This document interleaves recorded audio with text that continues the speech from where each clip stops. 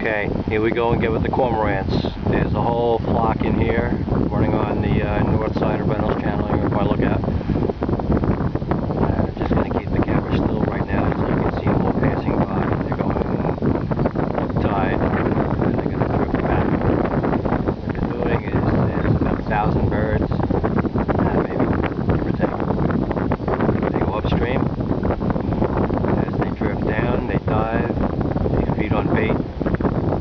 Back and they do it again. It's really hard to get an idea how many birds there is. If you could slow this down and do a head count. They're still coming in from down tide. About all of them. Let me see if I can actually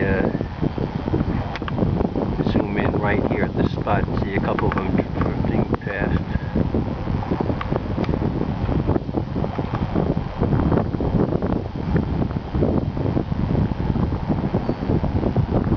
Can't really tell.